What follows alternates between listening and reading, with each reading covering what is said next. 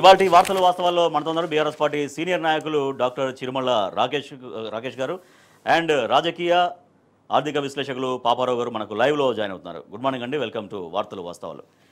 Yes, ప్రభుత్వం ఆర్భాటంగా మేము రైతు భరోసా వేస్తున్నామని చెప్పింది, కానీ ఆ రైతు భరోసాకు ఎన్ని కొర్రీలు కనపడుతున్నాయో, ఎన్ని ఇబ్బందులు ఉన్నాయో, రైతాంగానికి చేరకుండా రైతులు ఎంత ఇబ్బంది పడుతున్నారో చూస్తే కొన్ని లక్షల ఎకరాలు దీంట్లో బ్లాక్ అయిపోయాయి. సో రైతు భరోసా వెబ్సైట్లోనేమో తక్కువ ఉంటుంది భూమి, యాక్చువల్గా రైతుకున్న భూమి ఏమో చాలా ఎక్కువ. రైతు భరోసా వెబ్సైట్లో ఉన్న భూమి ఆధారంగా పంట సాయం అందించడంతో చాలామంది రైతులు చాలా తీవ్రంగా నష్టపోతున్నారు. జస్ట్ ఉదాహరణకు చూస్తున్నాం, కొన్ని వందలాది మంది రైతులు ఇదే ఇబ్బందులు పడుతున్నారు. ఒకసారి జస్ట్ ఉదాహరణగా ఒకటి రెండు మనం చూద్దాం. ఇక్కడ ఇది సిద్దిపేట జిల్లా నంగునూరు మండలానికి సంబంధించినటువంటి ఒక రైతుకు సంబంధించినటువంటి ఒక పాస్బుక్ మనం చూస్తున్నాం. దీనిలో పూర్తి విస్తీర్ణం ఎంత ఉందంటే 1 ఎకరం 3 గుంటలు అనేది చాలా క్లియర్గా ఉంది. అయితే ఇదే రైతుకు వచ్చినటువంటి మెసేజ్ ఏంటి అంటే, రైతు సోదరి మనులకు నమస్కారాలు. రైతు భరోసా పథకం కింద పంట పెట్టుబడి సాయం మన ప్రజాప్రభుత్వం సంవత్సరానికి ఎకరానికి 12,000 రూపాయలు పెంచింది. తదనుగుణంగా 450 రూపాయలు మీ బ్యాంకు ఖాతా నెంబర్ దానికి జమ చేయబడింది. సో ఈ రైతుకు ఉన్నటువంటి మొత్తం భూమి 1 ఎకరం 3 గుంటలు అయితే ఆయనకు పడ్డది కేవలం 450 రూపాయలు మాత్రమే. అంటే 3 గుంటలకి, అంటే ఇప్పుడు ఒక పంటకు 6,000 రూపాయలు కాబట్టి ఒక గుంటకి ఎంత అవుతుందంటే ఒక గుంటకు 150 రూపాయలు. అట్లా 150, 150, 150, 150 అంటే 450 రూపాయలు మాత్రమే. అంటే కేవలం 3 గుంటలకు మాత్రమే ఈ రైతుకు పడింది. ఎస్, మరొక రైతు చూస్తే, నమస్కారం సార్, నా పేరు ముక్కెర్ రాజు, సన్ ఆఫ్ కనకయ్య, గ్రామం గన్పూరు, నంగనూరు మండలం. నాకు ఎకరం 17 గుంటల భూమి ఉంటే రైతు భరోసా కేవలం 17 గుంటలకు మాత్రమే పడింది. సార్, మా చిన్న రైతులకు మీరు అండగా నిలిచి ఆదుకోవాలని కోరుతున్నట్టు ఇప్పుడు బీఆర్ఎస్ పార్టీ నాయకులకు వస్తున్నటువంటి మెసేజెస్ ఇవన్నీ మనం టీ న్యూస్ కూడా అనేకం వస్తున్నాయి. ఇట్లా టీ న్యూస్ దృష్టికి కూడా రైతాంగం అనేక ఇష్యూస్ వాళ్ళకి తీసుకొస్తున్నారు. అంటే ఆ ఎకరం ఎగ్గొడుతున్నారు, పైన ఉన్నటువంటి 17 గుంటలకు మాత్రమే పడుతుంది. అదేందో మనం చూద్దాం ఒకసారి. ఈయన ముక్కెర రాజు, ఇందాక మనం చూసినటువంటి మెసేజ్ సంబంధించి ఇదో ముక్కెర రాజు ఈయనకు ఎంత ఉంది అంటే 1 ఎకరం 17 గుంటలు, 1 ఎకరం 17 గుంటల భూమి ఉంటే కేవలం 17 గుంటలకు మాత్రమే ఆయనకి రైతు భరోసా డబ్బులు జమ అయినటువంటి పరిస్థితి.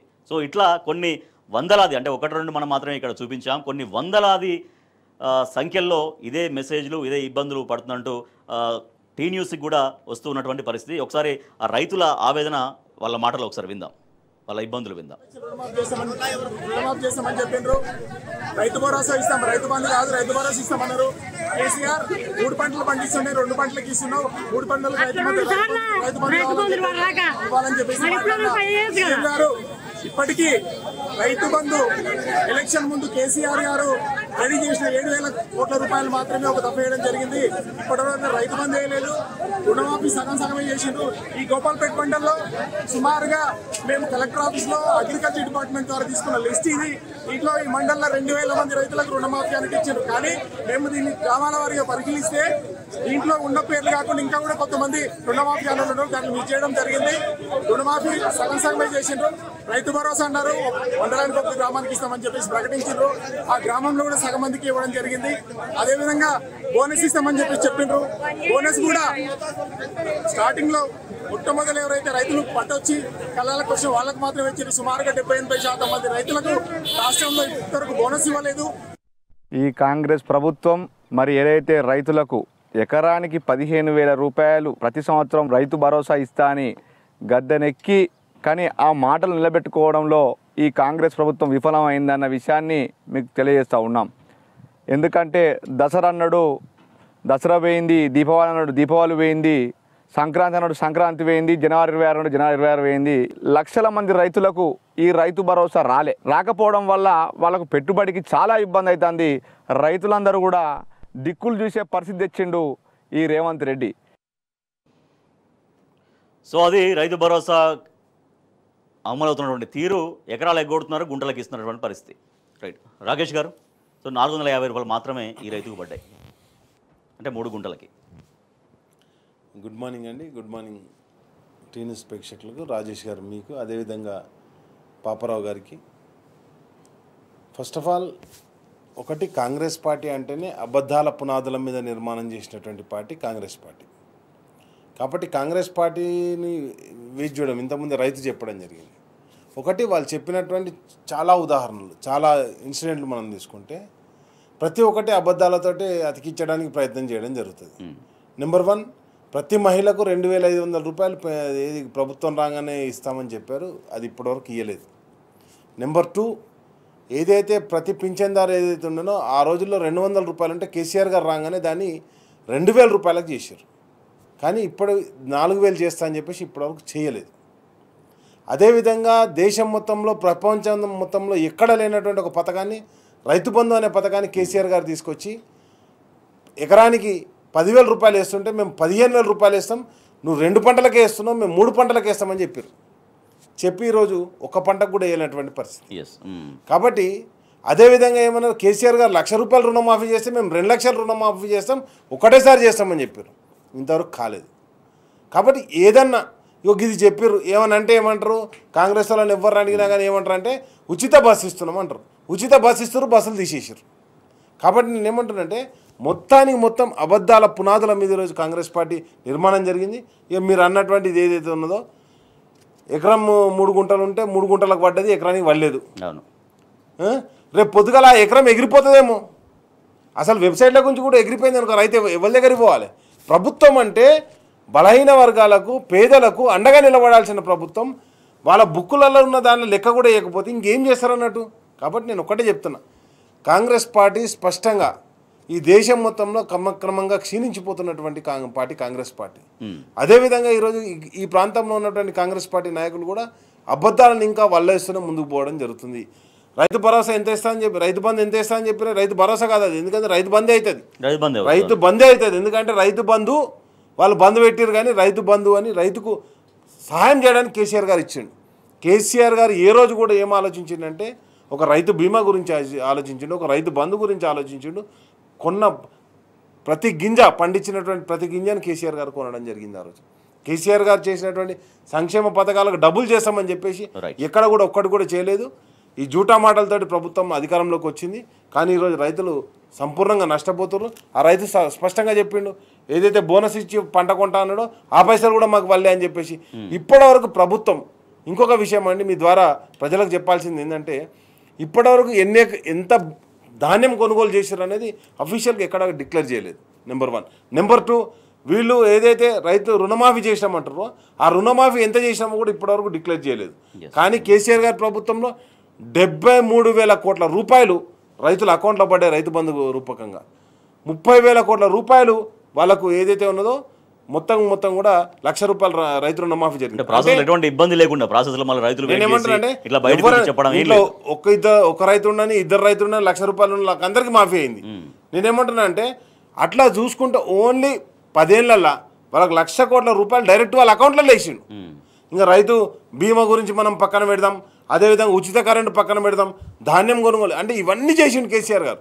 రైతు గురించి ఆలోచించండి. మిషన్ కాకతీయ చేపట్టిండు, ఎవరికి లాభం అయిందండి? ఈరోజు రైతులకు లాభమైంది. వీళ్ళు వచ్చినప్పటి నుంచి కాళేశ్వరం ప్రాజెక్ట్ నిర్మాణం చేశారు, ఎవరికి లాభమైంది?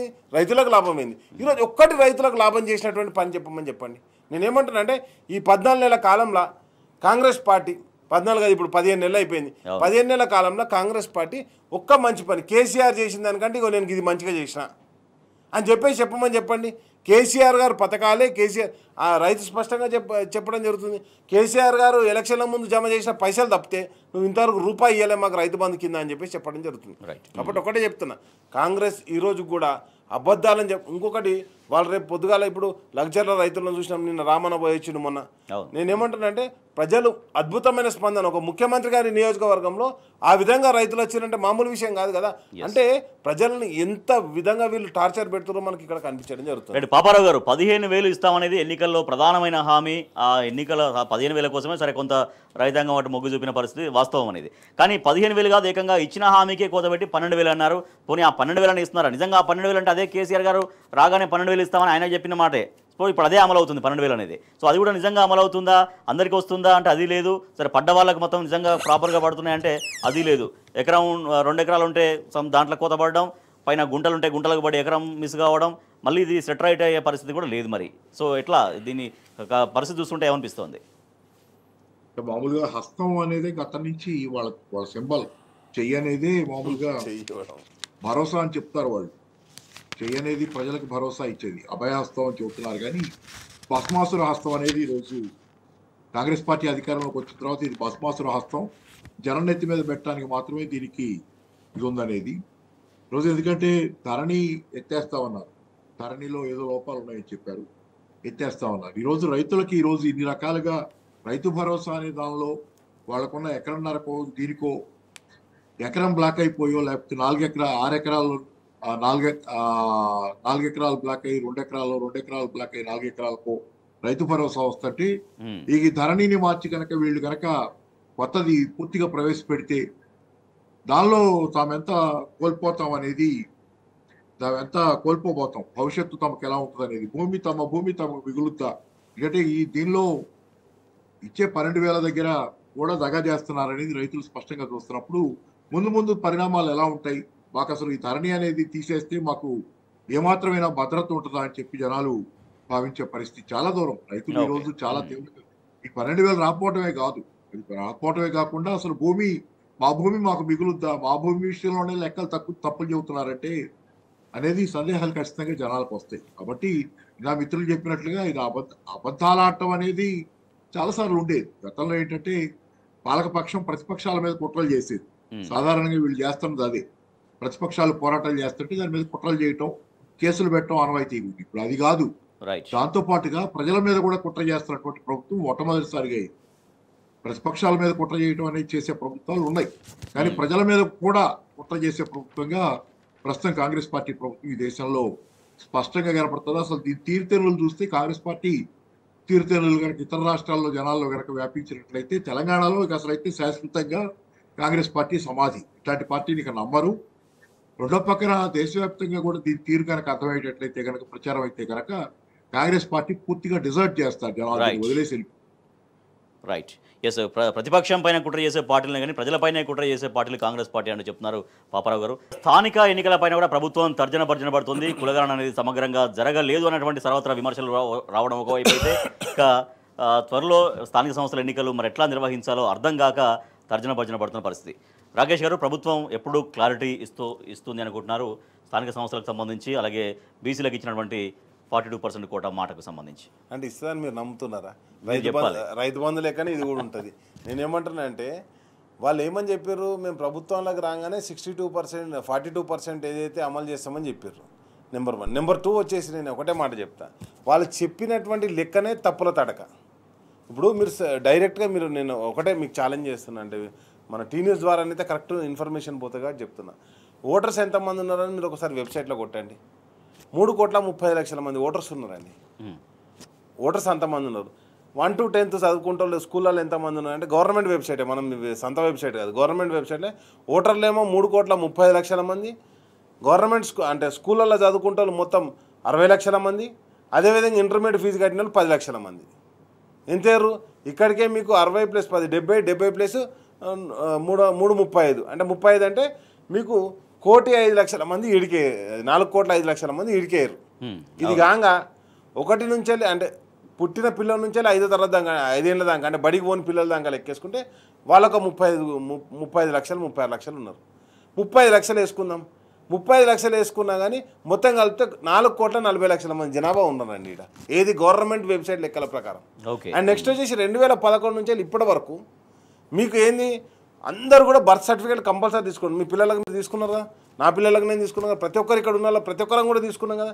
అసలు నువ్వు లెక్క ఎంత ఉన్నదంటే 2011 నుంచి ఇప్పటికి ఎంత లెక్క ఉన్నదంటే డైరెక్ట్ గవర్నమెంట్ పోర్టల్ కొడితే నీకు బయటపడతాయి కదా ఈ దాఖలలో ఎంతమంది పుట్టిరు, ఎంతమంది ఉన్నారు, ఎంతమంది చనిపోయారని.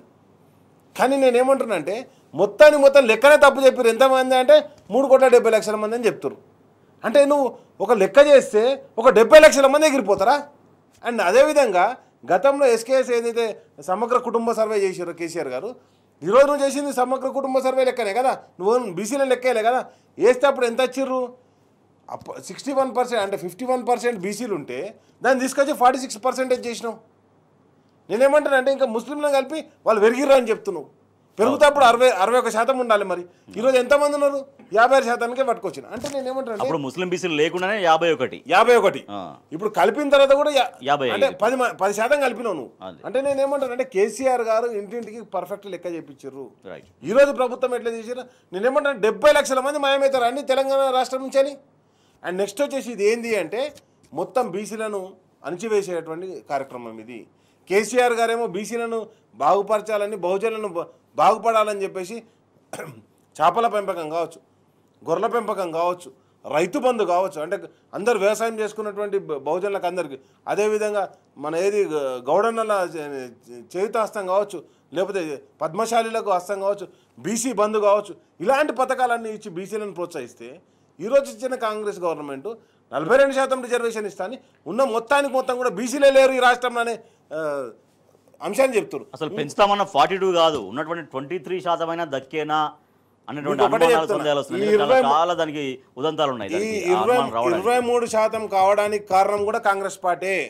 కాంగ్రెస్ పార్టీ ఏం చేసింది, ఎప్పుడైతే అంతకుముందు గతంలో 2014 కంటే ముందున్నటువంటి కాంగ్రెస్ పార్టీ హైకోర్టుకు ఒక అఫిడవిట్ దాఖలు చేసింది, మేము క్యాప్ను పెంచనీయం, ఏదైతే 50% కంటే దాటనీయం అని చెప్పేసి ఎస్సీ ఎస్టీ బీసీలను అన్నింటినీ కలిపి బీసీలను 23% తీసుకొచ్చిందే కాంగ్రెస్ పార్టీ. ఈరోజు అదే కాంగ్రెస్ పార్టీ ఏమంటుందంటే ఇంకొక మాట అండి, ఒకటి స్పష్టంగా ప్రజలకు పోవాల్సింది ఏంటంటే, ఇక్కడ వరకు రిజర్వేషన్ల గురించి మాట్లాడితే గతంలో కేసీఆర్ గారు ఒక చట్టాన్ని తీసుకురావడం జరిగింది. 10 సంవత్సరాల వరకు ఒకటే రిజర్వేషన్ ఉండాలి ఎక్కడ కానీ, గ్రామ పంచాయతీల సర్పంచ్కి కానీ, ఎంపీటీసీ కానీ, జెడ్పీటీసీ కానీ ఒక చట్ట సవరణ ద్వారా చట్టాన్ని తీసుకురావడం జరిగింది. ఇప్పటివరకు ఆ చట్ట సవరణ జరగలేదు. వీళ్ళు ఏమంటారు, మేము రిజర్వేషన్ నువ్వు ఎట్లా మారుస్తావు, మార్చడానికి లేదు కదా. అండ్ నెక్స్ట్ ఇంకోటి ఏమంటున్నా అంటే, ఈరోజు నువ్వు అసెంబ్లీ పెట్టినావు, అసెంబ్లీ పెట్టి మా మహేష్ కుమార్ గౌడ్ని అడిగచ్చినా అన్నావు. అరే మహేష్ కుమార్ గారిని అడిగితే ఫస్ట్ నీ దాంట్లో మొత్తం క్యాబినెట్లో 42% బీసీలకు ఇయ్యి, మీకు పార్టీ ఒప్పుకున్నా అంటున్నావు కదా కాంగ్రెస్ పార్టీ. 42% మంత్రివర్గం ఇయ్యి, 8 మంది మంత్రులు ఉండాలి. నేనేమంటాను, 2 మంత్రులను పెట్టు.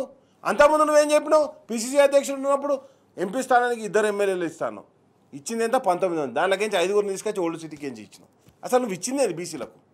బీసీల పేరు చెప్పుకొని పబ్బం గడుపుకుందామని ప్రయత్నం చేస్తున్నటువంటి పార్టీ కాంగ్రెస్ పార్టీ. ఇక్కడ రైతులను కావచ్చు, రైతు కూలీలకు పైసలు ఇస్తానని బంద్ చేసారు, అదే కౌలు రైతులకు ఇస్తానని ఇంతవరకు రూపాయి ఇయ్యలే.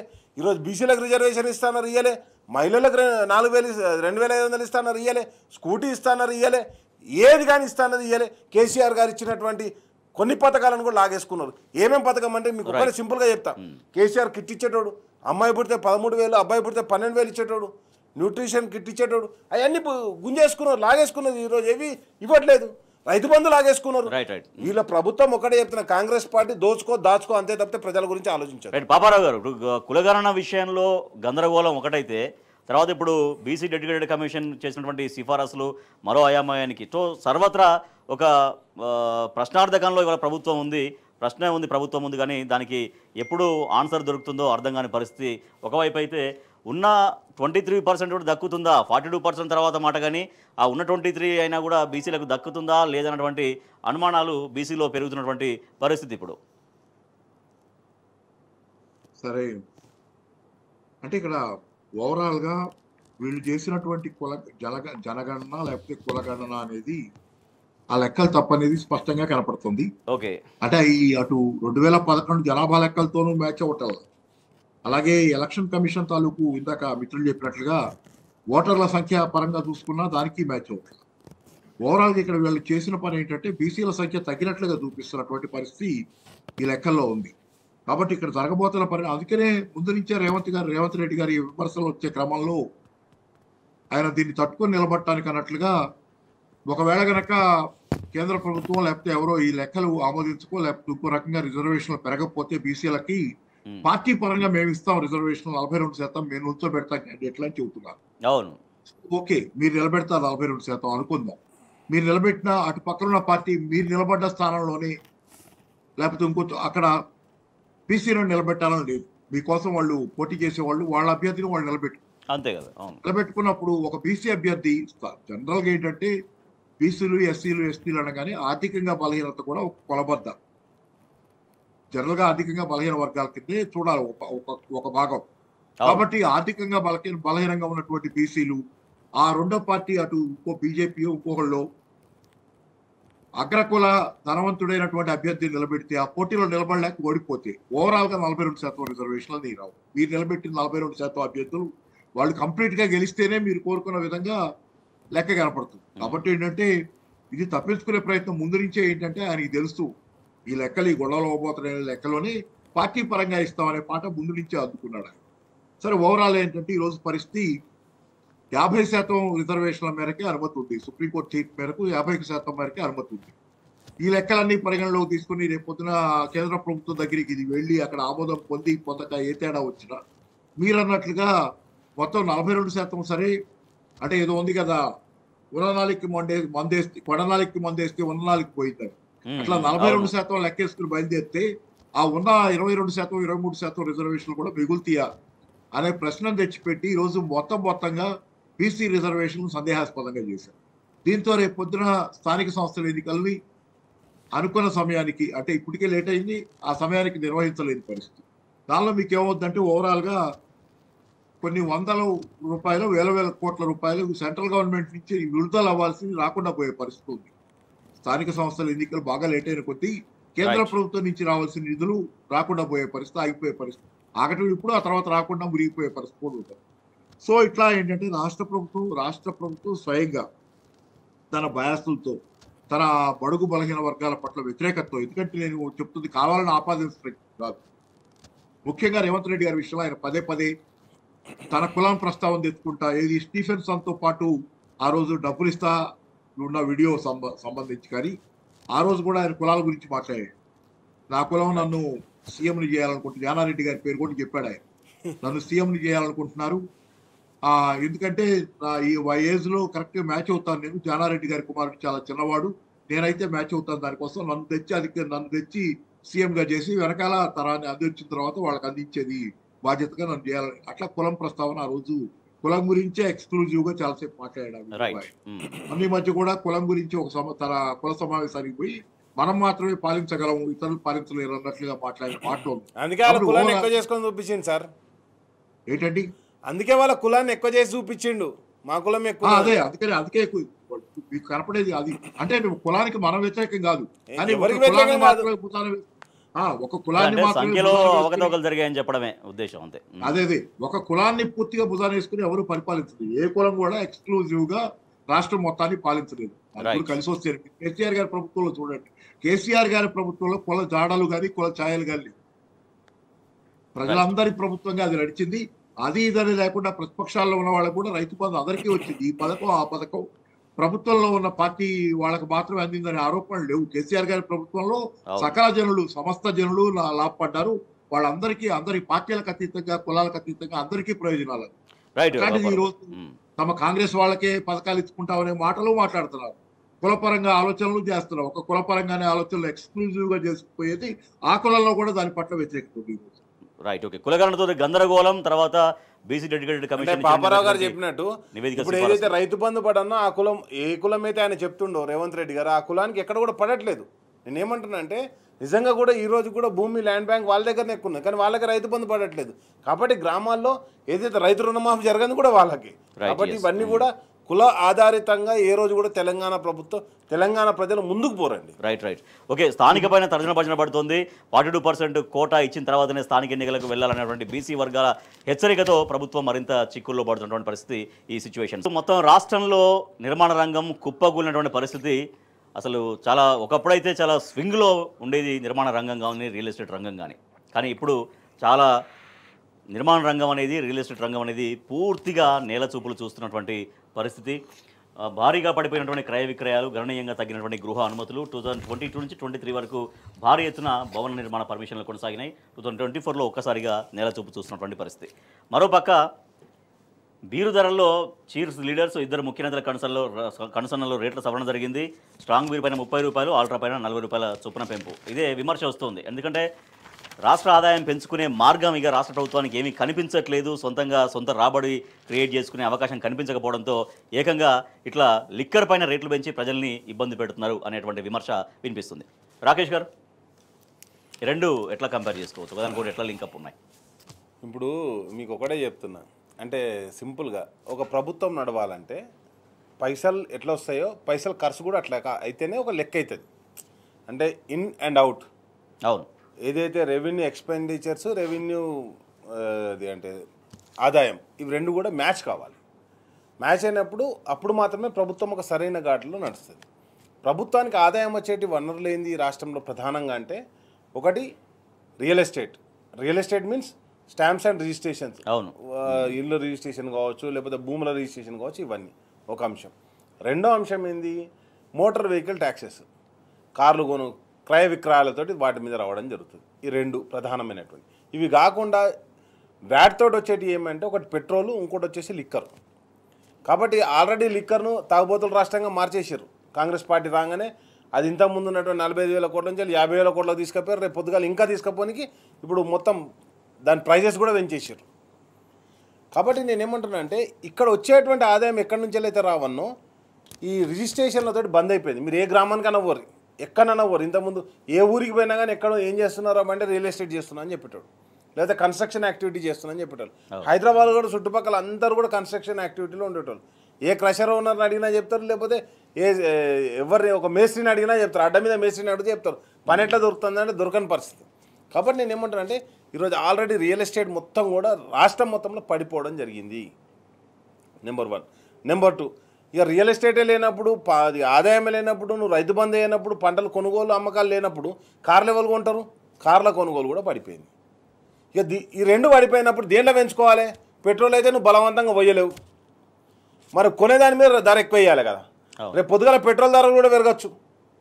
గతంలో ఏదైతే ఏమంటున్నారంటే ఇప్పుడు బీర్ల ధరలు ఎట్లా పెరిగినాయో రేపు పొద్దుగల బీర్ల మొత్తం అంతా లిక్కర్ ధరలు పెరుగుతాయి, పెట్రోల్ ధర కూడా పెరిగేటువంటి అవకాశం ఉన్నది. కాబట్టి నేను ఏమంటుంటే కాంగ్రెస్ పార్టీ వచ్చిన తర్వాత ఇది మొత్తానికి మొత్తం మరి ఏం చేసారు ఈ పైసలన్నీ అంటే గతంలో వచ్చిన పైసలే కదా ఈరోజు కూడా. ఇప్పుడు ఒక రాష్ట్రం కేసీఆర్ గారి నుంచి వెళ్ళి కాంగ్రెస్ పార్టీ చేతులకు రాగానే మొత్తం ఖతమైపోయిందా? కాబట్టి నేను ఏమంటున్నాను ఆ పైసలన్నీ ఏమైనా అంటే వచ్చే ఆదాయం మొత్తం తగ్గిపోయింది. వీళ్ళకి ఏమైంది, మళ్ళీ లోన్ల గురించి అప్పుల గురించి తిరుగుతారు. ఇవన్నీ కాదనంటే మూసీ రివర్ ఫ్రంట్ను డెవలప్ చేయడానికి 150,000 కోట్ల రూపాయలు తీసుకొస్తారంట. మరి ఈరోజు రైతు బంధే నీకు పైసలు లేవు, నీ దగ్గర పెన్షన్లకు పైసలు లేవు, హోంగాళ్ళ జీతాలకు పైసలు లేవు, దేనికి పైసలు లేకుండా నేనేమంటాను ఒకటో తరగతి జీతాలు ఇస్తాను, అది బంద్ అయిపోయింది. కానీ ఇప్పుడు ఇదే రేవంత్ రెడ్డి గతంలో పీసీసీ చీఫ్గా ఉన్నప్పుడు ఈ లిక్కర్ రేట్లకు సంబంధించి ఆయన మాట్లాడిన మాటలు ఇప్పుడు వైరల్ అవుతున్నాయి.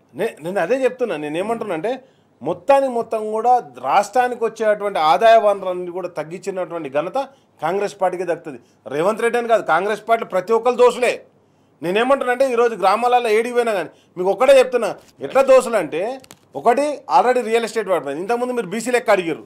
ఇప్పుడు ఫర్ సపోజ్ మీ ఊరికి పోదాం రాజేష్ గారు, మీ ఊరికి పోయి మీ ఊర్లో నిలబడి ఎవరు ఎన్ని గడపలు ఉన్నాయని మన కేటీఆర్ గారు చెప్పారు, రామన్ అన్నాడు. ఎవరు ఎన్ని గడపలు ఉన్నాయి, కాపోలో ఎన్ని ఉన్నాయి, గౌన్లో ఎన్ని ఉన్నాయి, షాలోలో ఎన్ని ఉన్నాయి, ఎన్ని గడపలు ఉన్నాయంటే ఇంట్లో ఎన్ని ఉన్నాయో తెలిసిపోతాయి కదా. ఏ ఊర్లోనైనా 50 కంటే తక్కువ మంది బీసీలు ఉంటారా? ఉండరు. మరి లేనప్పుడు అసలు రాష్ట్ర జనాభానే అట్లా చూపించారు. అదేవిధంగా ఈరోజు రాష్ట్ర ఆదాయాన్ని కూడా అట్లనే చూపిస్తారు. నేనేమంటాను అంటే ఇప్పుడు మందు ధర పెంచడం ద్వారా ఖజానాన్ని నింపుకుందాం. ఖజానాన్ని నింపి ఏం చేస్తారు? మరి రైతుకి ఇస్తారా, లేకపోతే మహిళలకు ఇస్తారా? ఇయ్యరు. మళ్ళీ ఎవరికి ఇస్తారంటే కాంట్రాక్టర్లకు ఇస్తారు. రాఘవ కన్స్ట్రక్షన్ అని చెప్పేసి ఆ కన్స్ట్రక్షన్ కంపెనీకి ఎనికే, మెగా కంపెనీకి ఎనికే ఈరోజు బీర్ల ధరలు కూడా పెంచారు. రైట్. పాపారావు గారు, నిర్మాణ రంగం పూర్తిగా కుప్పగోలు నేల చూపులు చూసినటువంటి పరిస్థితి. సో అక్కడి నుంచి రెవెన్యూ జనరేట్ కాకపోవడంతో ఇక చివరిగా ఈ లిక్కర్ ధరల పెంపు మీద ప్రభుత్వం పడింది, అందుకే భారీగా లిక్కర్ ధరలు పెంచారు అనేటువంటి ఒక చర్చ, ఒక వాదన. ఏమో సహజం, అది చర్చ ఏముంది దానిలో, అది న్యాచురల్. ఎందుకంటే వాళ్ళు ఒక చోట డ్యామేజ్ అయినప్పుడు ఇంకో చోట దాన్ని కంపెన్సేట్ చేసుకోవడానికి అయితే చేయగలిగిందా? లిక్కర్ మీద ఎంత వేయగలరు? రియల్ ఎస్టేట్ ఆదాయం అనేది రియల్ ఎస్టేట్ లక్షల కోట్ల రూపాయల వ్యాపారం, కంపెన్సేట్ చేసుకోవటం రియల్ ఎస్టేట్ లిక్కర్ బిజినెస్ లో సాధ్యం కాదు. కానీ సాధ్యమైనంత ప్రయత్నం అయితే చేసే ఇదే ఉంది. రెండోది, ఇందాక రాజేష్ గారు ఆ పెట్రోల్ గురించి గుర్తు చేస్తున్నారు. నేను అదే రాకేష్ గారు సారీ గుర్తు చేస్తున్నారు. అదే నేను అంటున్నా, పెట్రోల్ గురించి గుర్తు చేయకండి మహానుభావ, ఎందుకంటే గుర్తు చేస్తే అది కూడా ఉంది ఒకటని చెప్పి దాని మీద కొత్తగా వ్యాట్ తెచ్చే అవకాశం ఉంది. కాబట్టి ఏది గుర్తు చేయకండి ఆయకని బహుశా ఆయన దృష్టిలో పడి ఉండదు. ఇప్పుడు అది జరుగుద్ది. అది అందుకని ఏంటంటే కర్ణాటకలో పెంచారు కాబట్టి సార్ అదే ఏదైనా చేస్తారు. అందుకని మనంగా ఏది కొన్ని మాట్లాడుకుంటూ ఉంటే జనాల మీద అనేది సరే. అయితే రెండోది, ఇక్కడ నేను అనేది నేను ఎన్నికల ముందు మనం అప్పుడే నేను టీ న్యూస్ లో కానీ బయట అన్ని ఛానల్స్ లో కూడా కేసీఆర్ గారి ప్రభుత్వాన్ని కోల్పోతే నష్టపోతాం, ఈ ప్రభుత్వాన్ని కాపాడుకోవాలి, దీన్ని పడగొట్టుకోకూడదని చెప్పి పదే నాకు చేతైనంత కూడా నేను కూడా వాదన చేస్తా వచ్చాను. అదే సమయంలో బయట మాట్లాడుతున్నప్పుడు చాలా మంది ఇండివిజువల్ గా పర్సనల్ లెవెల్లో కూడా మాట్లాడేటప్పుడు కూడా నాకు తెలిసిన రియల్ ఎస్టేట్ కి చెందిన వాళ్ళు ఒకళ్ళు చాలా భారీ ఎత్తున కేసీఆర్ గారి ప్రభుత్వానికి వ్యతిరేకంగా వాళ్ళకున్న బయాసుల దృష్ట్యా, అంటే తెలంగాణ ప్రభుత్వం ఇది తెలంగాణ తీసుకురావడానికి కేసీఆర్ గారి కారణం, వాళ్ళకున్న ఆంధ్ర ప్రాంత బయాసు దేంతోనూ కేసీఆర్ గారు పడిపోవాలనే దానికోసం విపరీతంగా క్యాంపెయిన్ చేస్తున్నారు. రైట్. యూట్యూబ్లో మాట్లాడటం ఇవన్నీ చేస్తుంటే వాళ్ళకి చెప్పాను, దయచేసి గుర్తుపెట్టుకోండి, మీరు ఇప్పుడు ఇది చేస్తున్నారు కానీ రేపు పొద్దున మీరు రియల్ ఎస్టేట్ మీద ఆధారపడి జీవిస్తున్నారు. రియల్ ఎస్టేట్ కూడా రేవంత్ రెడ్డి ప్రభుత్వం కనుక అధికారంలోకి వస్తే, లేకపోతే కాంగ్రెస్ పార్టీ రేపు పొద్దున అధికారంలోకి వస్తే రియల్ ఎస్టేట్ పడిపోతే నువ్వు కూడా దెబ్బతింటావు అనేది నేను పదే చెప్పేవాడిని. ఇది నీ కాలు కింద నేలను నువ్వే తొలిచేసుకుంటున్నావు. కేసీఆర్ గారి ప్రభుత్వం ఉన్నంత కాలం, కేసీఆర్ గారి ప్రభుత్వం వల్లే మనం ఈ మాత్రం బతకగలుగుతున్నావు తెలంగాణలో. ఈ మాత్రం తెలంగాణలో పరిస్థితులు ప్రజానుకూలంగా ప్రజలందరూ బతకగలిగే ఉన్నాయి. నువ్వు నీ చేత్తో నువ్వే స్వయంగా నీ కాలు కింద నువ్వే గొయ్యి తవ్వుకుంటున్నావు. ఇది రాష్ట్రం వచ్చి ఈ రోజు వాళ్ళే లబ్బోతీపోమంటున్నారు. రియల్ ఎస్టేట్ పతనం అయ్యి వాళ్ళకి వ్యాపారాలు లేక, తాము చేసుకున్న తప్పును తాము అడ్మిట్ కూడా చేయలేక, మింగలేక కక్కలేకున్నటువంటి పరిస్థితి ఈ రోజు జరిగిన వాళ్ళు కూడా ఉన్నారు. అందరూ అలా చేశారని చెప్పాల, అలాంటి వాళ్ళు కూడా ఉన్నారు, నేను స్వయంగా చూశాను. సరే, ఏదేమైనా ఏంటంటే ఈ రోజు రియల్ ఎస్టేట్ పతనం అనేది తెలంగాణలో హైదరాబాద్ నగరంలో కూడా తీవ్రమైన సంక్షోభం. మొన్న ఈ మధ్య ఒక బిల్డర్ ఆత్మహత్య. అలాంటి కుటుంబం ఎన్ని కుటుంబాలు ఇద్దరు ఆత్మహత్య చేసుకున్నారు పాపారావు గారు.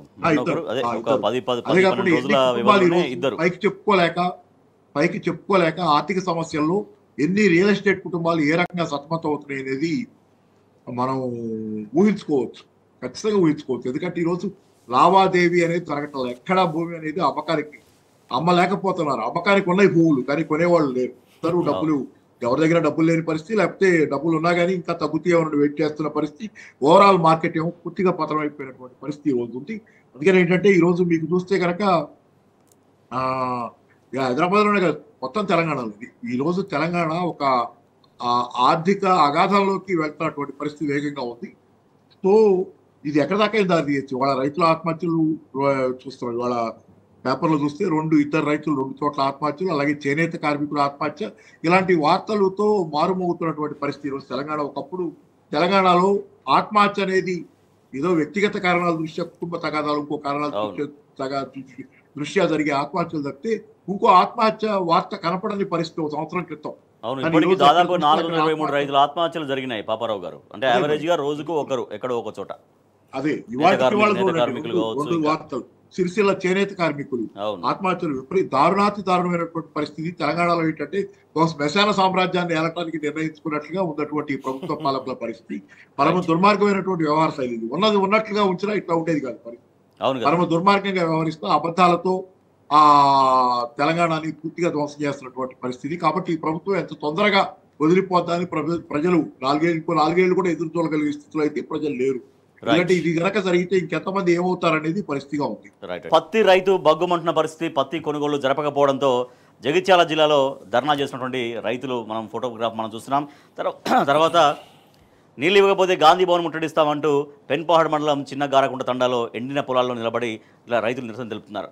ఈ రైతుల సమస్యలు ఒకటైతే, మరోపక్క పసుపు బోర్డు అంటూ కేంద్రం చాలా ఆర్భాటంగా చెప్పుకుంటుంది. కానీ తెలంగాణ పసుపు బోర్డుకు కేంద్రం పైసా ఇవ్వలేదు, చాలా దారుణం, చైర్మన్కు కార్యాలయం కూడా లేదు అంటూ ఈ సమస్యను కేఆర్ సురేష్ రెడ్డి రాజ్యసభ సభ్యులు బడ్జెట్పై చర్చలో లేవదీసినటువంటి పరిస్థితి.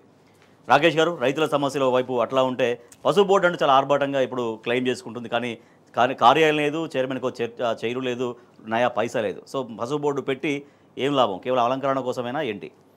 తప్పకుండా నేనేమంటున్నా అంటే, నిజంగా కూడా ఈరోజు చూడాలంటే 2 జాతీయ పార్టీలు ఏవైతున్నాయో, ఒక దిక్కు కాంగ్రెస్ పార్టీ, ఇంకో దిక్కు బీజేపీ పార్టీ, 2 కూడా ప్రజలను మభ్యపెట్టడం ద్వారా, లేకపోతే అబద్ధాలు చెప్పడం ద్వారా అధికారంలోకి రావడానికి ప్రయత్నం జరిగిందండి. ఈరోజు పసుపు బోర్డు ప్రకటన చేశారు. పసుపు బోర్డు ప్రకటన చేసిన తర్వాత మరి పసుపు బోర్డుకు సంబంధించిన నిధులు కేటాయించాలి కదా. నిధులు కేటాయించకుండా రాజ్యసభలో అడిగినటువంటి ప్రశ్నే కదా అది. నేనేమంటున్నానంటే, నిధులు కేటాయించినప్పుడు ఈ రాష్ట్రంలో ఉన్నటువంటి ఎంపీలు, పార్లమెంట్లో ఉన్నటువంటి కాంగ్రెస్ పార్టీ ఎంపీలు ఏం చేయాలండి? దాని గురించి పోరాటం చేయాలి కదా. ఎక్కడ ఒక మాట మాట్లాడలేదు. అంటే ఇద్దరు కలిసి ములాఖాతే రాజకీయాలు చేస్తున్న దానికి ఇదొక ప్రత్యక్ష ఉదాహరణ. అంతే. ఎందుకంటే ఇప్పటివరకు జనగణన మీద, బీసీ గణన మీద బీజేపీ పార్టీలు ఎవరైనా మాట్లాడారండి? అంతేందుకు ఈరోజు నేనేమంటానంటే, ఇంకోటి ఇప్పుడు మీరు ఇంతకుముందు చూపించారు, ఏది పత్తి కొనుగోలు చేయాలి. పత్తి కొనుగోలు ఎవరు చేయాలి? సిసిఎస్ చేయాలి. సిసిఎస్ చేస్తుందా? మరి సెంట్రల్ గవర్నమెంట్ మాదే అంటారు కదా. మరి పత్తి కొనుగోలు ఎందుకు చేస్తలేరు? అది కూడా చేస్తలేరు. పసుపు బోర్డుకు పైసలు ఇయ్యరు, పత్తి కొనుగోలు కంప్లీట్ చేయరు. అదేవిధంగా కనీసం ధాన్యం వచ్చిందంటే గొనె సంచులు ఇయ్యరు కేంద్ర ప్రభుత్వం. బీజేపీ పార్టీ కూడా రైతు వ్యతిరేక ప్రభుత్వం మీద, కార్పొరేట్ సంస్థల ప్రభుత్వం కాబట్టి ఈరోజు పసుపు బోర్డుకు ఇంతవరకు ₹1 కూడా ఇవ్వలేదు. అంతేందుకని పసుపు బోర్డుకి ఇవ్వలేదు, లేకపోతే తెలంగాణకి ఇచ్చినటువంటి గిరిజన యూనివర్సిటీకి డబ్బులు ఇవ్వలేదు. స్కిల్ యూనివర్సిటీ ఒకటన్నా పెడుతున్నామంటే అది కూడా పెడతలేమని చెప్పేసి నిన్న పార్లమెంట్ సాక్షిగా చెప్పి స్కిల్ యూనివర్సిటీ కూడా డబ్బులు ఇస్తలేమని చెప్పారు. కాబట్టి దేనికి కూడా కేంద్రం నుంచి ₹1 కూడా నిధులు వస్తలేదు. బీజేపీ పార్టీ, కాంగ్రెస్ పార్టీ 2 కలిసి ఆడుతున్నటువంటి నాటకమే ఇది. మనం చూసినాం గతంలో ఏదైతే ఆమ్ ఆద్మీ పార్టీని ఓడగొట్టడానికి కాంగ్రెస్ పార్టీ లీడర్లకు సన్మానాలు చేస్తున్నారు అక్కడ, ఎందుకంటే మీరు చేయబట్టే మేము గెలిచినామని చెప్పేసి. మన ముఖ్యమంత్రి కూడా చెప్పారు కదా కేరళలో ఇక్కడ కాంగ్రెస్ పార్టీని మన ఆమ్ ఆద్మీని మేమే ఓడగొట్టాము. ఎగ్జాక్ట్లీ నేనేమంటానంటే వాళ్ళు అదే పని పెట్టుకున్నారు. దేశంలో ఉన్నటువంటి ప్రాంతీయ పార్టీలను కాంగ్రెస్ పార్టీ బీజేపీ పార్టీ రెండు కలిసి ఖతం చేయాలని ఒక కంగనబద్దులే ముందడికి పోవడం జరుగుతుంది. కాబట్టి ఒకటే చెప్తున్నా, ఈరోజు పసుపు బోర్డుకు నిధులు ఇవ్వలే, పత్తి కొనుగోలు చేస్తలేరు. మొన్న మనం ఎక్కడైతే కలవకుర్తిలో చూసినాం, పల్లీలు కొంటలేరని అంటే బుడ్డలు అంటారు అక్కడ, పల్లి ధర పడిపోయిందని చెప్పేసి మొత్తం మార్కెట్ యార్డ్నే కాలబెట్టినటువంటి దాఖలాలు చూసినాం. అదేవిధంగా మనం చూస్తున్నాం ఏదైతే ఖమ్మం జిల్లాలో నిన్న ఖమ్మం జిల్లా మీటింగ్ ఉన్నది, ఖమ్మం జిల్లాలో ఏదైతే ఉన్నదో మిర్చి కొనుగోలు ఆగిపోయినాయి. అంతేందుకు ఎన్మాంల మార్కెట్లో కూడా ఆగిపోయినాయి, అంటే వరంగల్ ఆగిపోయినాయి, ఖమ్మంలో ఆగిపోయినాయి. నేనేమంటున్నా అంటే తిరుగుబాటు తప్పదు అనేది కేటీఆర్ గారి స్టేట్మెంట్ కూడా ఒకటే చెప్తున్నా. ఆల్రెడీ ప్రజలు తిరుగుబడితేనే ఉన్నారు, కానీ తిరగబడ్డాక 4 ఏళ్ళ దాకా ఆగాల్సిందే కదా. ఇంతకుముందు పాపరావు గారు అన్నట్టు ఒకటి కేసీఆర్ గారి పాలనకు ఈ రోజు ఉన్నటువంటి కాంగ్రెస్ పాలనకు కంపారిజన్ స్టార్ట్ అయింది. ఎందుకు స్టార్ట్ అయింది? వాళ్ళు ఎన్నో హామీలు చెప్పారు, సంవత్సరం వెళ్ళిపోయింది, ఇంకో 3 ఏళ్ళు అయితే అయిపోయి 4 ఏళ్ళ నుంచి మళ్ళీ ఎలక్షన్లు మొదలైతాయి కదా. ఇంకా 3 ఏళ్ళు కదా వీళ్ళు ప్రభుత్వాన్ని నడిపేది, తర్వాత ఎలక్షన్ మూవ్మెంట్ మళ్ళీ స్టార్ట్ అయిపోతుంది. కాబట్టి నేను ఏమంటాను అంటే ఇప్పటి వరకు ఏం చేయలే, ఏం చేస్తారన్న నమ్మకాన్ని కూడా కోల్పోయారు ప్రజలు కూడా. అంటే వాళ్ళు ఏదైతే చేసినటువంటి ఈరోజు కాంగ్రెస్ ప్రభుత్వం వచ్చిన తర్వాత నష్టాన్ని కూడా వాళ్ళు గమనించుకోవడం జరుగుతుందండి. Right, okay. పాపారావు గారు, సో పసుపు బోర్డుకు సంబంధించి ఎటువంటి నిధులు కేటాయించకపోవడం, సో దానికి ఇంకా బోర్డు ఏర్పాటు చేసి ఏం ప్రయోజనం? అదొకటైతే రైతాంగ సమస్యలు అనేక ఉన్నాయి. సరే, రైతు బంధు అదంతా ఒక సమస్య అయితే, తర్వాత పత్తి కొనుగోలు జరగకపోవడం, సో ఫైనల్గా కాంగ్రెస్ పైన తిరుగుబాటు తప్పదు అంటూ కేటీఆర్ గారి స్టేట్మెంట్ కూడా మనం చూస్తూ ఉన్నాం. అంటే తిరుగుబాటు అనేది ఇందాక రాకేష్ అన్నట్లుగా ఆల్రెడీ తిరగబడుతున్నారు, ఎక్కడికక్కడ ప్రజలు తిరగబడుతున్నారు. మూకమ్మడిగా సామూహికంగా తెలంగాణ మొత్తం కాంగ్రెస్ ప్రభుత్వాన్ని ఇది చేసే అంటే కాంగ్రెస్ ప్రభుత్వానికి వ్యతిరేకంగా తిరగబడే పరిస్థితులు ఉన్నాయి. అంటే స్థానికంగా ఎక్కడికక్కడ ప్రజల సమస్యల మీద తిరగబడుతున్నటువంటి వాస్తవం కళ్ళ ముందు కనపడుతుంది. ఎందుకంటే లెక్కలేని సమస్యలు ఈరోజు ఎన్ని రకాల పంటలు ఉన్నాయో, ఎన్ని రకాల వాగ్దానాలు ఉన్నాయో, అన్ని రకాల ప్రశ్నలు, అన్ని రకాల తిరుగుబాట్లు ప్రజల నుంచి వస్తున్నాయి. ఉదాహరణ పసుపు బోర్డు, అరవింద్ గారు ఆ రోజు బాండ్ పేపర్ మీద రాసిచ్చారు, ఇన్ని రోజుల్లోనూ ఏదో లెక్క ఆయన నేను గెలిచిన తర్వాత ఇంతకాలంలో చేస్తానని చెప్పింది, అయిపోయింది. దానికి సాధ్యతగా సాగదీసి మొత్తానికి ఈ ఎన్నికల మొన్న 24 ఎన్నికల సమయానికి కొంత ఒక తరికి చేరినటువంటి ఇది వచ్చింది. వారు ఇది అయిపోయింది కదా, సమస్య పరిష్కారం అయింది అనుకుంటే మీకు ఒక కాగితం మీద లేబుల్ మాత్రమే ఇచ్చారు మీ చేతిలో, పసుపు బోర్డు అని. లేబుల్ అతికించుకోవడానికి కావాల్సినటువంటి ఒక సీసా, అంటే దాని వెనక ఉన్నటువంటి కంటెంట్ ఏదైతే ఉందో ఆ డబ్బులు లేకుండా బోర్డు తగిలించుకోమన్నా ఉపయోగం లేదు.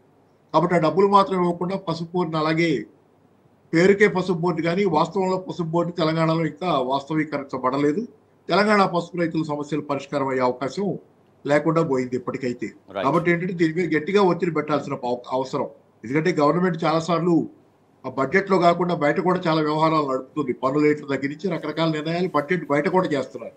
కాబట్టి ఇప్పటికైనా సరే బీజేపీ నాయకులు పూనుకొని పసుపు బోర్డుకి నిధులు తెచ్చుకోవాల్సిన పరిస్థితి వచ్చే బడ్జెట్ ఈ లోపల తెచ్చుకోవాల్సిన అవసరం ఉంది. రెండోది, ఇక్కడ తెలంగాణలో పత్తి రైతుల సమస్య మీరు మాట్లాడారు.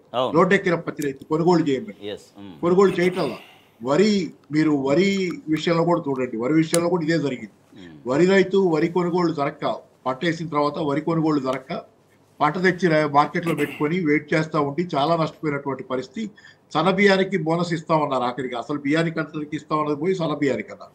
అది కూడా దక్కక వరి పంట రైతు నష్టపోయాడు. ఇప్పుడు పత్తి పంట రైతు పూర్తి స్థాయిలో నష్టపోతున్న పరిస్థితి కళ్ళ ముందు కనపడుతుంది గవర్నమెంట్ కొరక.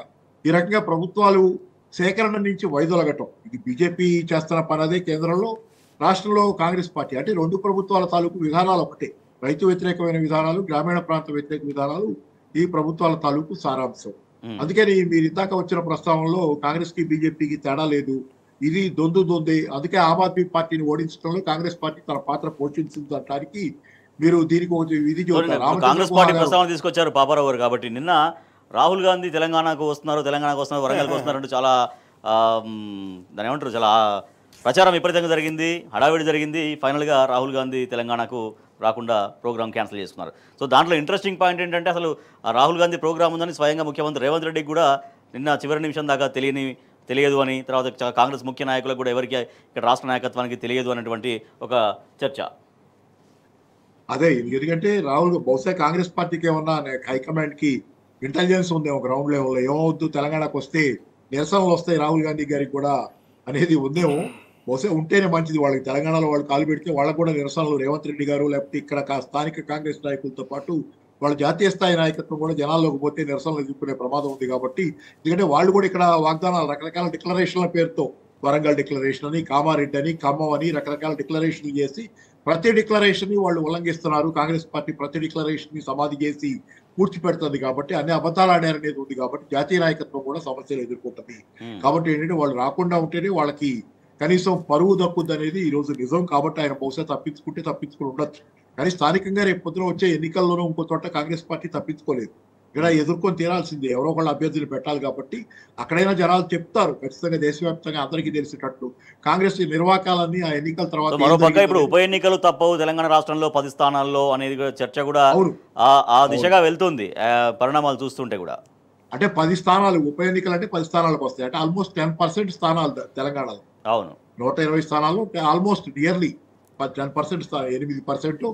అంటే అది శాంపుల్ చాలు రేపు పొద్దున్న తెలంగాణలో ఏం జరగబోతుంది అనే దానికి ఈ 10 స్థానాల్లో జరగబోతున్నటువంటి ఉప ఎన్నికలు జరిగితే కనుక ఈ కోర్టు నిర్ణయం తర్వాత కానీ ఇది కానీ ఖచ్చితంగా ఏంటంటే అది ఒక రాబోయే ఎన్నికలకు అది మత్తుగా జనాల నుంచి కూడా డిమాండ్ పెరుగుతాయి. ఆ తర్వాత జనాలు కూడా ఈ ప్రభుత్వం ఇక ఉండకూడదు అనేది ఆ 10 స్థానాల తర్వాత మిగతా మొత్తం తెలంగాణ మొత్తం కూడా ఒకటై తన బలాన్ని తాను తెలుసుకున్నటువంటి తెలంగాణ ఈరోజు సందిగ్ధంలో ఉన్నా కానీ ఎవరన్నా ఏమైనా అది కూడా పూర్తిగా పోయి తెలంగాణ మొత్తం ఈ ప్రభుత్వానికి వ్యతిరేకంగా గట్టిగా నిలబడే పౌర సమాజం ఒకటి కనపడే వాతావరణం రేపు పొద్దున ఉంటుంది.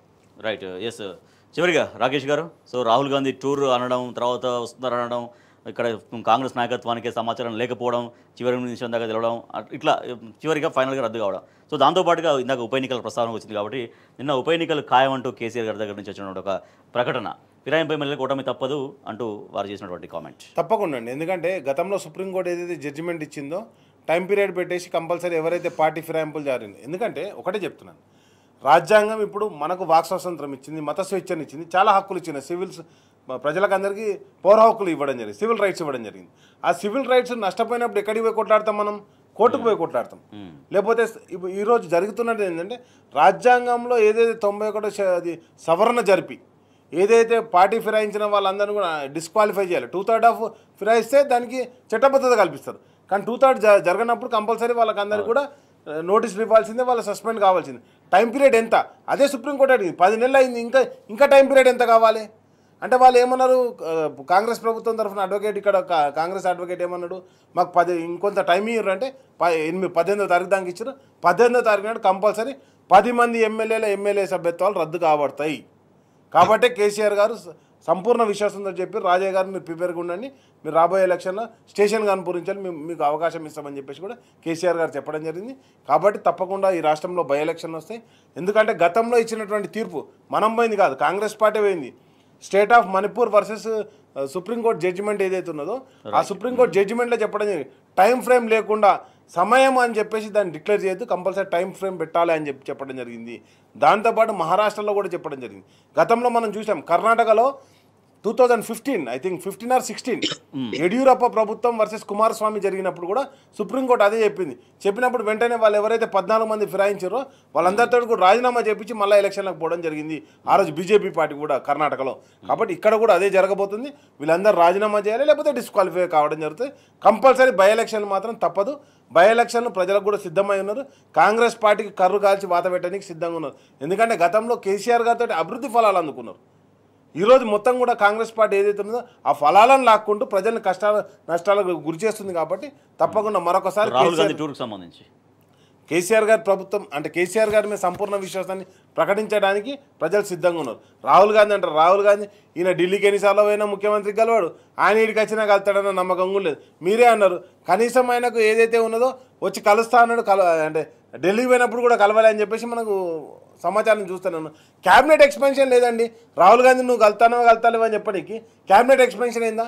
ఇప్పుడు ఏదైతే ఉన్నదో వాళ్ళు 12 మంది ఇంకో 6 పెట్టుకోవాలి కదా. 6 మంత్రులు పెట్టుకొని 14 నెలలు అవుతుంది.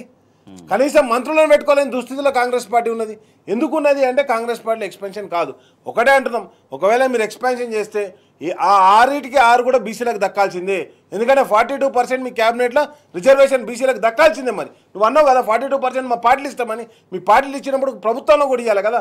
కాబట్టి రాబోయే కాలంలో తప్పకుండా 8 మంత్రులు ఏదైతే బీసీలకు రావాల్సిందో అది కాంగ్రెస్ పార్టీ కేటాయించాల్సిందే. Right, okay. పాపారావు గారు, చివరిగా 1 మినిట్ సమయం ఉంది మనకి. నిన్న కవిత గారు మరొక డిమాండ్ పెట్టారు, మరొక హామీని గుర్తు చేస్తూ. ఏంటి, 2,500 రూపాయలు ప్రతి మహిళకి ఇస్తామన్నారు. ఇప్పటిదాకా 14 మంత్స్కు లెక్క చేస్తే 35,000, 12 మంత్స్కి లెక్క 35,000 ప్రతి మహిళకు బాకీ ఉంది ప్రభుత్వం. ఇదేంటి, మహిళా దినోత్సవం లోపు చెల్లించాలి, లేకుంటే ప్రజా ఉద్యమాన్ని ఖచ్చితంగా శ్రీకారం చుడతామనేది కవిత గారి అల్టిమేటం. ఎందుకంటే మహిళలకి ఆ వాగ్దానం అనేది కూడా పెద్ద ఎత్తున పనిచేసింది. తెలంగాణలో కొంతమంది ఓటర్లు ఆ వాగ్దానానికి నమ్మి కూడా ఆ వాగ్దానాన్ని కాంగ్రెస్ పార్టీకి ఓటేశారు 2,500 ఇస్తారని. కానీ వాగ్దానాలు మొత్తంలో ఈ మహిళలకు ఇచ్చిన వాగ్దానాలే కాకుండా వాగ్దానాల మొత్తంలో నిజంగా అమలు జరుగుతుంది. ఆ ఉచిత బస్సు ప్రయాణం, దానిలో కూడా ఎట్లాంటి కొట్లాటలు జరుగుతున్నాయి, బస్సుల్లో ఎలాంటి దారుణమైన పరిస్థితి ఉందో చూస్తున్నాం. ఎందుకంటే బస్సుల సంఖ్య పెంచకుండా ఉచిత బస్సు ప్రయాణం పెట్టారు. ఆ బస్సులు కూడా అంతంత మాత్రం, కొన్ని చోట్లకి అసలు బస్సులే లేవు. బస్సులే లేని ప్రాంతాల్లో ఉచిత బస్సు ప్రయాణం అనేది ఒకదంపుడు ఉపన్యాసం మాత్రమే. ఇట్లాంటి పరిస్థితులు ఏంటంటే కాంగ్రెస్ ప్రభుత్వం ఇచ్చినటువంటి ఈ వాగ్దానం, మహిళలకు ఇచ్చిన ఈ వాగ్దానాన్ని 2,500 అంటే మహిళలకి ఈరోజు చిన్న మొత్తం కాదు, అది చాలా పెద్ద మొత్తం. అలాగే ఏంటంటే 35,000 రూపాయలు ఇప్పటికి వరకు వాళ్ళ నమ్మి కోల్పోయిన మొత్తం. అంటే రాబోయే కాలంలో ఈ పథకం అమలు జరగకపోతే వీళ్ళని నమ్మినందుకు ఎంతగా ఇబ్బంది పడతారో ప్రజలు అనేది కనపడుతుంది. కాబట్టి మహిళలు ముఖ్యంగా దాని మీద ఆందోళన చేయాల్సింది. ఇప్పుడు ప్రతి దాని మీద ఆందోళన చేయాల్సి వస్తుంది. వాస్తవానికి ఏంటంటే అడుగడుగు పోరాటం చేస్తే తప్పితే తెలంగాణలో బతకలేని పరిస్థితి అనేది ఏర్పరిచింది. ఓకే పాపారావు గారు, రైట్. ఒకటి కవితక్క అన్నట్టు నిన్న 35,000 రూపాయలు అవి ఇవ్వాలి, తులం బంగారం బాకీ పడ్డారు. అదేవిధంగా అమ్మాయిలకు అందరికి స్కూటీలు బాకీ పడ్డారు. అదేవిధంగా విద్యార్థులకు అందరికి ఏదైతే కార్డు ఇస్తున్నాడో, ఎడ్యుకేషన్ కార్డు ఇస్తున్నాడో అది బాకీ పడ్డారు. కాబట్టి బాకీ లేని ఎవరికని చెప్పు, రైతులకు బాకీ పడ్డారు, మహిళలకు బాకీ పడ్డారు, వృద్ధులకు, వికలాంగులకు అందరికీ బాకీ పడ్డారు. కాంగ్రెస్ పార్టీ అంటేనే బాకీలు పడేటువంటి పార్టీ. అది ఒక్క హామీని కూడా అమలు చేయనటువంటి party. Right. Thank you so much doctor Chirumala Rakesh గారు. Thank you so much Paparao గారు. ఇది ఇవాల్టి వార్తలు వాస్తవాలు. చూస్తూనే ఉండండి టీ న్యూస్.